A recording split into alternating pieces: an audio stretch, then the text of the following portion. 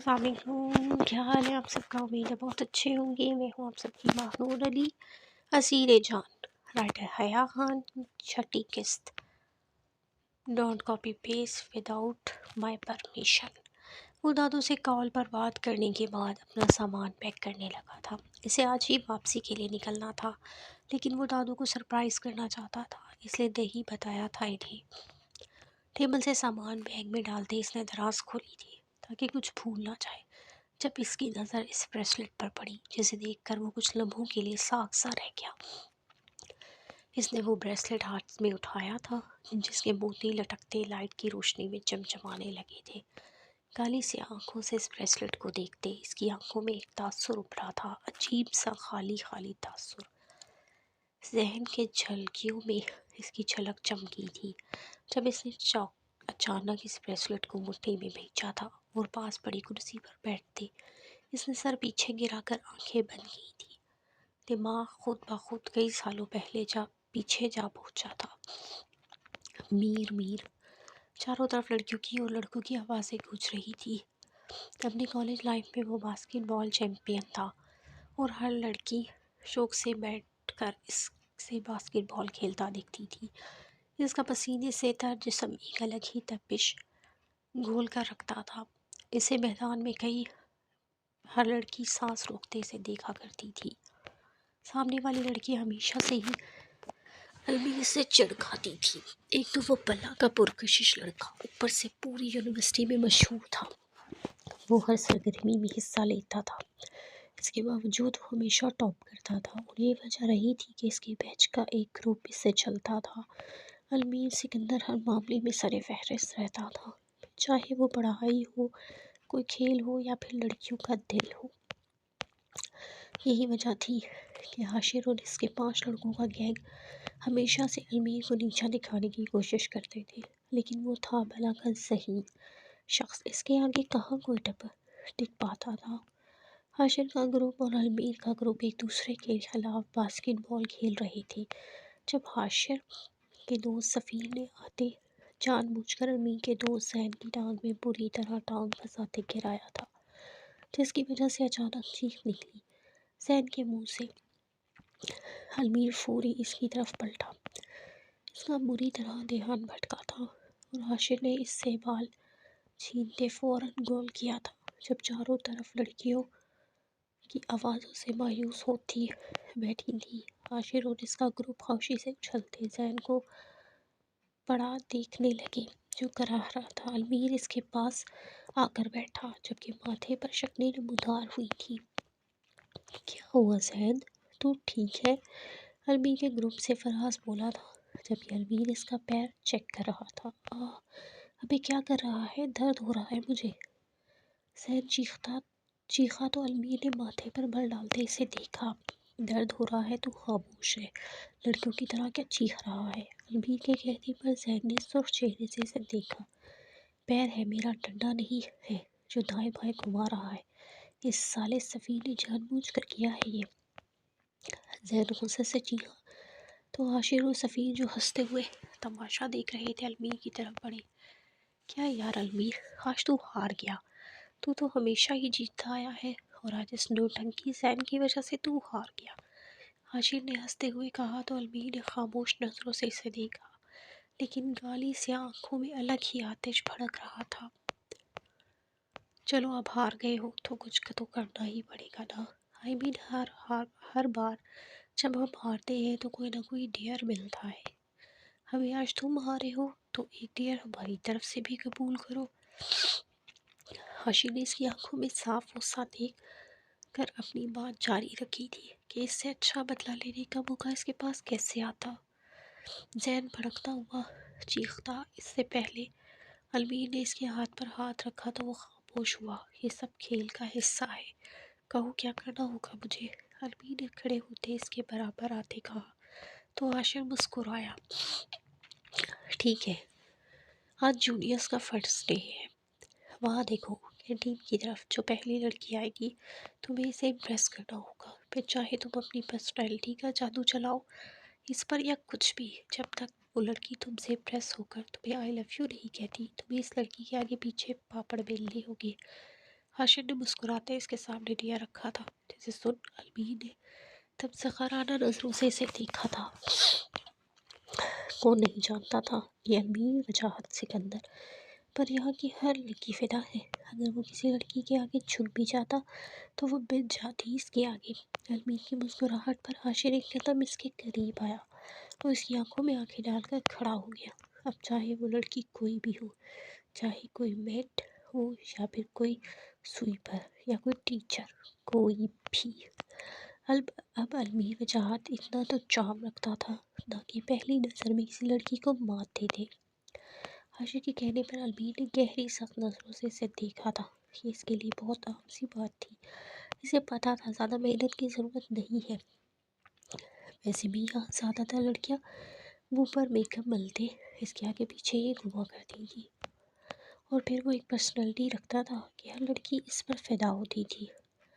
علمی اس بات میں سر ہلاتا مسکرایا، گہری مسکراہٹ۔ ٹھیک ہے ڈن۔ علمی نے کہتے ایک نظر کینٹین کو دیکھا تھا جس کے دروازے پر فی الحال سناٹا تھا، پھر ایک نظر نیچے پڑے زین کو، اپنے دوست فراز کو اشارہ کرتے۔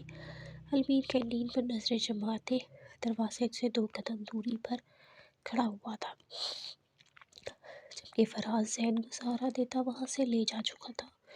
1 منٹ، 2 منٹ اور پھر 5 منٹ گزر گئے لیکن وہاں سے کوئی لڑکی نہ گزری۔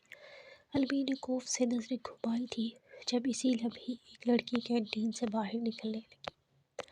گرے کلر کی قمیص شلوار میں سفید دوپٹہ سر پر اوڑھے تھی، ہلکے ہلکے گھگریالی بال دوپٹے کے ہالے میں اس نظر آ رہے تھے جو دنیا میں قید تھے۔ وہ دبلی پتلی سی لڑکی تھی جبکہ سانولی سی رنگت پر وہ ایک کالے فریم کا چشمہ لگائے ہوئی تھی۔ میک اپ سے پاک چہرہ تھا جبکہ آنکھیں بڑی بڑی تھی، شاید اس کے چہرے پر آنکھوں کے علاوہ اور کوئی پیارا نہ تھا۔ اسے دیکھ علمی شاک رہ گیا تھا کہ اس لڑکی کو اسے اپنے پیار میں الجھانا تھا۔ سیریسلی اس نے تو سوچا تو کوئی خوبصورت سی لڑکی ہوگی جسے وہ پیار کے 2 بول بولے گا اور وہ اس کی محبت پہ پڑ جائے گی، لیکن یہاں تو ایک عجیب سی لڑکی تھی جو بار بار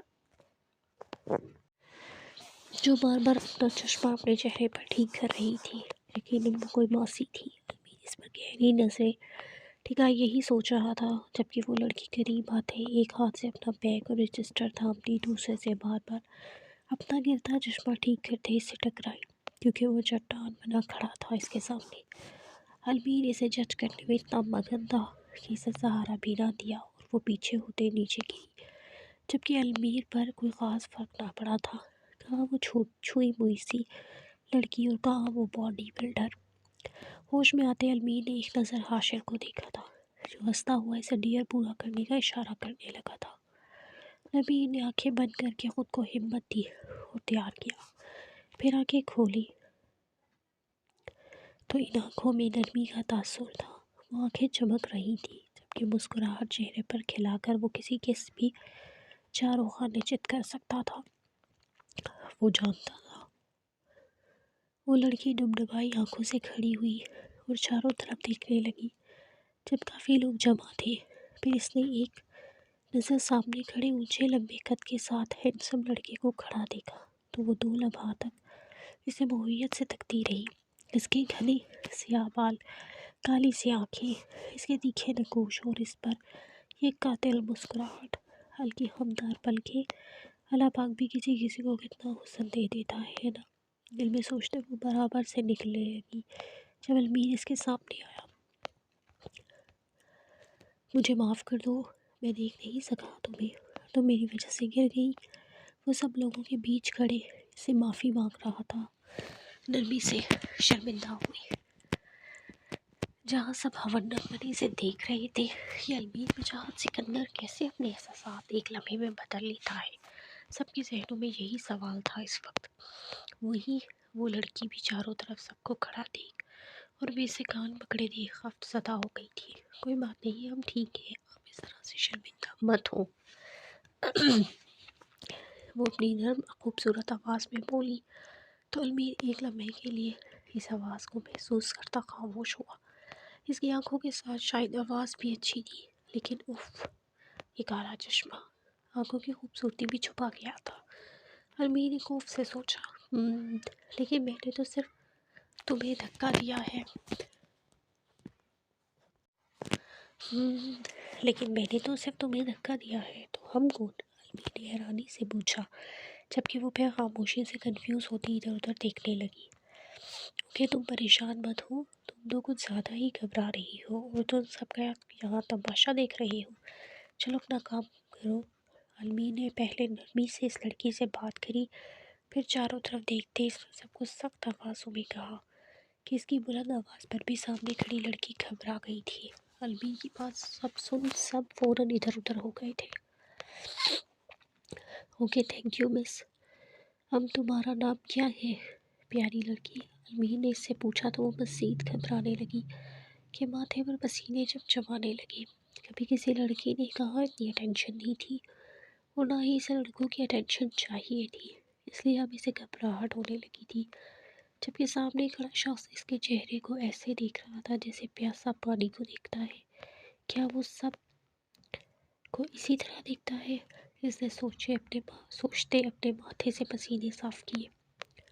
تم گھبراؤ مت پیاری لڑکی، اگر تم نام نہیں بتانا چاہتی تو اٹس اوکے، میں تمہیں فورس نہیں کروں گا۔ اچھا میں چلتا ہوں اب۔ علمی نے اسے مزید گھبراتے دیکھ کر کہا اور پلٹ گیا، جب اسے پیچھے سے اس کے نام کی پکار آئی۔ ہمارا نام حالے ہے، حالے یوسف۔ علمی کے چہرے پر مغرور سے مسکراہٹ آئی تھی اور زیر لب اس کا نام بڑبڑایا تھا۔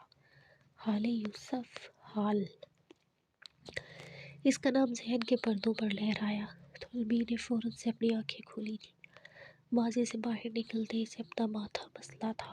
یہ یاد اس کے دماغ سے کیوں نہیں جاتی تھی کہ ایک لڑکی کا دل ہی تو توڑا تھا، دل تو نہ جانے وہ کتنیوں کا توڑ چکا تھا۔ بریسلٹ کو ایک نظر دیکھتے اس نے وہ اپنی جیب میں ڈالا تھا۔ پتہ نہیں کیوں رکھا ہوا تھا اس نے یہ بریسلٹ، لیکن پھینکنے کا دل بھی نہیں کیا تھا کبھی، اس لیے ہمیشہ اسے اپنے ساتھ رکھتا تھا۔ آنکھیں بند کر کے اس نے گہری سانس کھینچی تھی، جیسے اس زون سے باہر نکل رہا ہو۔ پھر آنکھیں کھولتے وہ مسکرایا، وہی خوبصورت مسکراہٹ جس سے وہ سب کا دل لوٹ لیا کرتا تھا۔ یقیناً 2 لمحے میں اپنا احساسات بدل چکا تھا۔ ہم کچھ غلط نہیں کیا تھا میں نے، وہ خود کو باور کروا رہا تھا۔ جب بھی یہ یاد اس کے ذہن میں آتی وہ یہی جملہ دہرا کر خود کو مطمئن کرتا تھا۔ اپنے بیگ کو اٹھاتے وہ پلٹ کر ایک نظر کمرے پر ڈالتا، 2 انگلیاں ماتھے پر لے جاتے بائے کا سائن دیتا دروازہ بند کر گیا تھا۔ یہ واپسی علمی وجاہت سکندر کو یقیناً بدل کر رکھ دے گی۔ حیا خان، ماضی، حالے کہاں گئی یہ لڑکی؟ ماہی جائے چھت پر دیکھے وہیں بیٹھی ہوگی۔ حالانکہ ماں شمع نے غصے سے گور کر آواز لگاتے پاس بیٹھی ماہی کو کہا تھا، ان کی 2 بیٹیاں تھیں، شوہر کا انتقال جب ماہی 2 سال کی تھی تبھی ہو گیا تھا۔ چھوٹے سے محلے میں وہ 2 کمروں کا گھر اور چھوٹا سا صحن تھا جس میں وہ تینوں ماں بیٹیاں رہتی تھیں۔ اتنے سالوں سے شمع بیگم نے انہیں فیکٹری میں سلائی کڑھائی کر کے پالا تھا کہ ان کا مزاج بہت سخت ہو گیا تھا۔ ماہی بھاگی ہوئی چھت پر گئی تو حالے چارپائی پر بیٹھی گھٹنوں میں سر چھپائے رو رہی تھی کہ اس کا وجود ہچکیاں لے رہا تھا۔ حالے ابھی کیا ہوا؟ کیوں رو رہی ہو؟ کیا ہوا ہے؟ 14 سالہ ماہی کہتے ہوئے حالے کے پاس بیٹھی۔ گوری نکھری رنگت کی ماہی بھولا سا چہرہ، وہ بہت پیاری تھی۔ حالے نے روتے ہوئے چہرہ اٹھایا تو چہرہ آنسوؤں سے تر تھا۔ سانولی رنگت میں سرخیاں کھلی تھی، چشمہ سائڈ پر رکھا تھا، آنکھیں بھیگی ہوئی تھی۔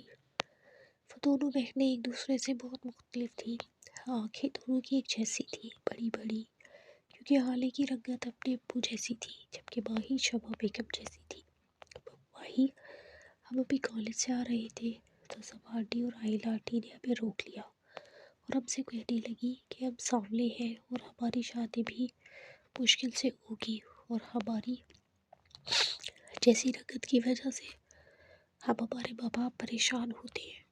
اس میں ہمارا کیا قصور ہے؟ ابھی تو اللہ نے بنایا ہے نا، پھر یہ لوگ ہمیں کیوں قصوروار ٹھہراتے ہیں؟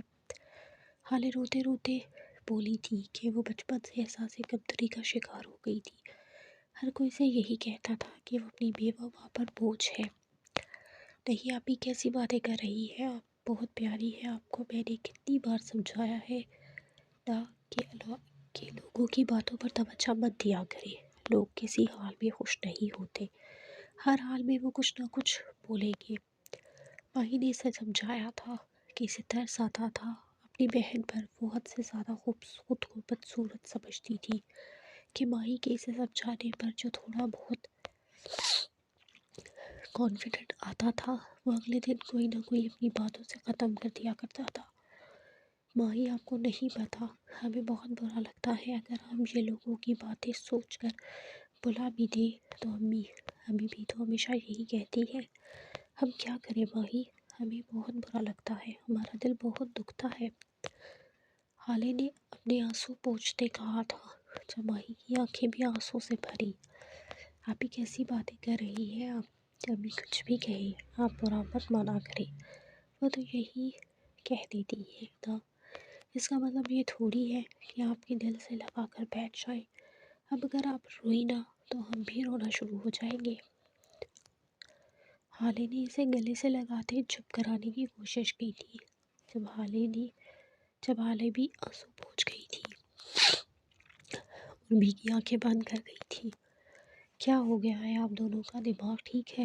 اور ماہی ہم نے آپ کو حالے کو بلانے بھیجا تھا اور آپ الٹا یہاں دونوں باتیں کرنے بیٹھ گئی. چلے نیچے، عصر مغرب کا وقت ہے، ایسے چھتوں پر بیٹھنا اچھی بات نہیں ہوتی. آئے دونوں نیچے. شمع بیگم ان دونوں کو ڈبرتی نیچے آ گئی تھی جبکہ وہ دونوں بھی نیچے آ گئی. اور آپ کالج جاتی ہیں تو احسان نہیں کرتی، اب کالج ختم ہے تو گھر گرہستی دیکھیں. اتنی بڑی بڑی لڑکیاں تو پورے گھر سنبھال کر رکھتی ہے اور آپ اتنی بڑی ہو کر بس یوں ہی پڑی رہتی ہے. نہ کھانا بنانا آتا ہے نہ کیا کرے ہم آپ کا. ایک تو ابا آپ کی ایسی بیٹی چھوڑ کر چلے گئے، سانولی رنگت، مصیبت بنے گی ہمارے لیے، کیسے سنبھالیں گے ہم یہ سب. شمع بیگم بولتی ہوئی اس کے کمرے سے باہر آ گئی تھی جبکہ حالے کا دل ایک بار پھر خراب ہوا تھا.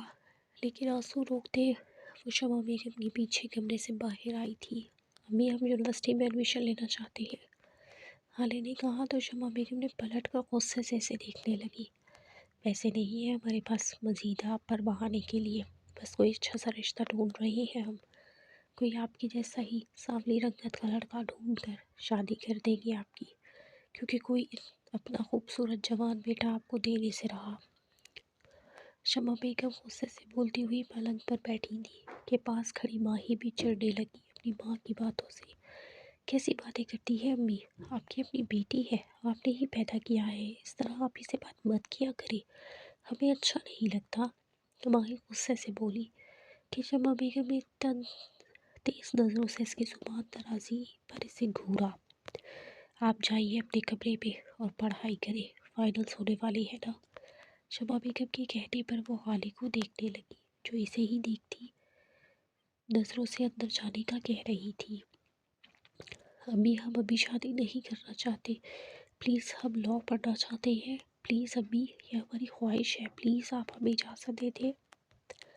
وہ اپنی ماں کے پاس بستر پر بیٹھتی کہنے لگی تو وہ اسے گھورنے لگی. دماغ خراب ہے، قانون پڑھ کر کس کو سولی پر لٹکانا چاہتی ہے آپ. شمع بیگم کی بات پر خانم کی آنکھیں پھر بھرنے لگی. امی پلیز ہم نے اسکالرشپ کے لیے بھی اپلائی کیا ہے، یقین کریں اگر وہ ہمیں مل جاتی ہے تو پھر آپ کو پیسے بھی لگانے نہیں پڑیں گے، پلیز امی ہماری بات مان لیں. اس کی ضد کرنے پر شمع بیگم خاموش ہوتے سے دیکھنے لگی. امی پلیز اگر آپ کو کوئی رشتہ سمجھ آ گیا تو ہم شادی کے لیے راضی ہو جائیں گے، لیکن پلیز ہمیں پڑھائی سے نہ روکیں. حالے نے پھر انہیں منانا چاہا تو شمع بیگم کچھ لمحے سوچنے کے بعد اسباب میں سر ہلا گئی. لیکن اگر کوئی اچھا رشتہ سمجھ آ گیا تو ہم آپ کی شادی میں دیر نہیں کریں گے. ویسے بھی سانولی رنگت پر رشتے نہ آنے کے برابر ہی ہوتے ہیں، اس لیے ہم دیر نہیں کرنا چاہتے.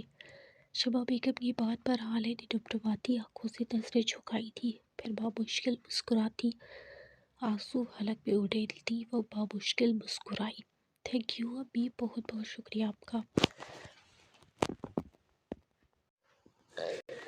حالے نے بات پر دو لمحوں کے لیے شمع بیگم نے اس کا سرخ چہرہ دیکھا تھا، پھر نظریں پھیر گئی تھی۔ حالے خاموشی سے اٹھ کر اپنے کمرے کی طرف چل گئی تھی۔ حیا خان آج وہ پورے راستے زوابیار کو کوستی ہوئی آئی تھی۔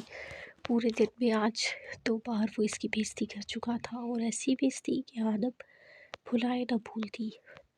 اس نے سوچ لیا تھا اتنی آسانی سے اس وجاہت سکندر کو چھوڑے گی نہیں۔ گھر کے قریب آتے دیکھ کھا تو اندر سے شور کی آوازیں آ رہی تھی۔ وہ بھاگتی ہوئی اندر آئی، سامنے نظر پڑی تو عالیہ زید کے بال پکڑی ہوئی تھی، جبکہ وہ خود کو چھڑوانے کی کوشش کر رہا تھا۔ زید وہ چیختی بھاگی ہوئی اس کے پاس آئی اور عالیہ بیگم کے ہاتھ سختی سے پکڑ کر پیچھے کرتے جھٹکے۔ آپ کو شرم نہیں آتی؟ یہ کیا حرکت ہے؟ یہ چھوٹے سے بچے کے بال نوچ رہی ہے؟ جہالت کی ساری حدیں آپ نے پار کر دی ہے۔ حنب زید کو سینے سے لگاتی چیخی تھی، جبکہ عالیہ کو خود سانس پھول رہا تھا۔ ارے میں کیوں شرم کروں؟ اسے شرم کروا، یہ چھوٹا بچہ ہے، شیطان سے کم نہیں ہے۔ یہ دیکھ اس نے کیا کیا، میرے کپڑے کاٹ دیے اس نے، اور تو اسے معصوم کہہ رہی ہے۔ عالیہ بھی چیخی تھی، جبکہ حنب نے غصے سے زید کو دیکھا تھا، لیکن پھر عالیہ کو دیکھتے اس کا بس نہیں چلا تھا، کچھ اٹھا کر دے مارے۔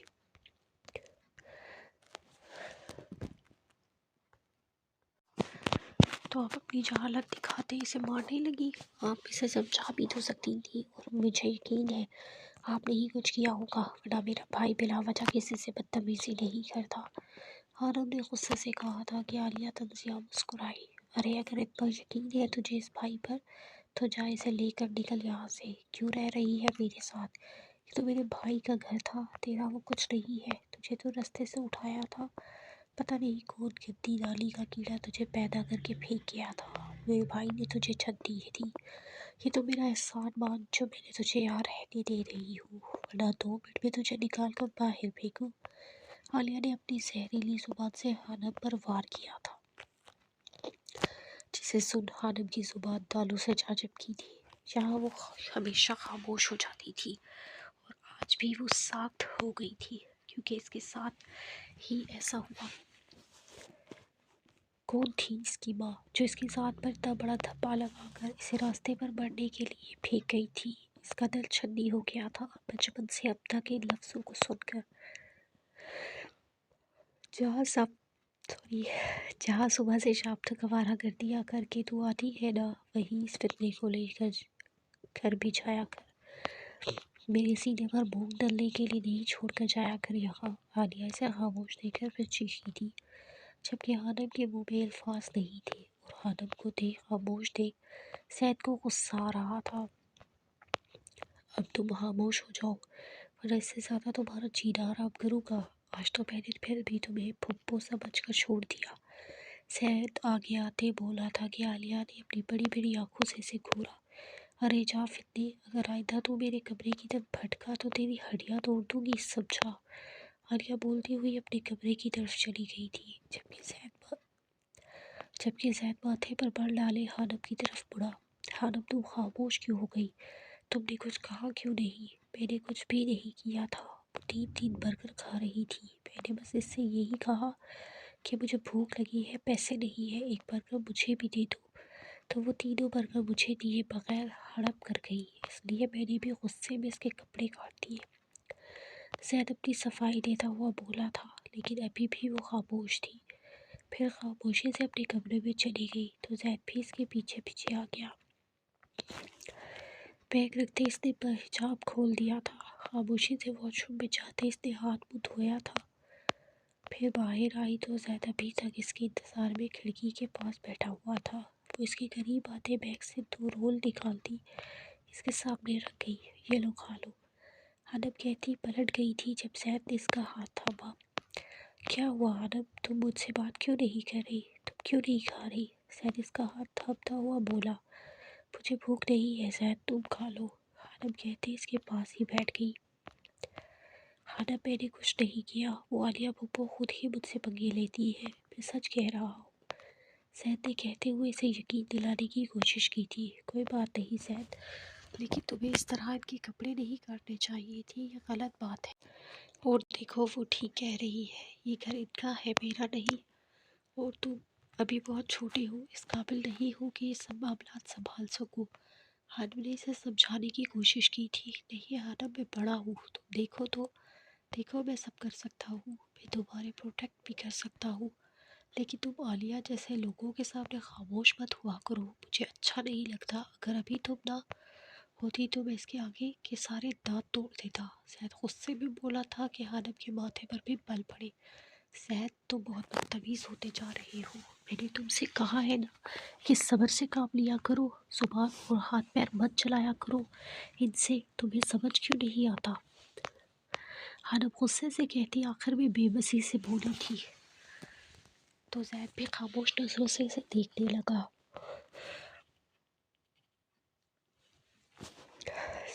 دیکھو زید، میرے پاس کچھ بھی نہیں ہے اور میرا کوئی بھی نہیں ہے، بس ایک تم ہو میرے پاس، تمہیں میری فیملی ہو، پلیز یہ سب مت کیا کرو۔ آنکھوں میں آنسو لیے زید کے دونوں گالوں پر ہاتھ رکھتی اسے سمجھانے لگی، تمہیں نہیں پتا، جب میں تمہیں عالیہ پھوپھو کے آسرے پر چھوڑ کر جاتی ہوں تو پورا دن میرے دل میں ایک ڈر بیٹھا رہتا ہے، مجھے باہر جانا پڑتا ہے کمانے کے لیے، اس کی ٹینشن الگ ہوتی ہے، اور اس سب میں اگر تم بھی ایسی حرکتیں کرو تو میں مزید پریشان ہو جاؤں گی۔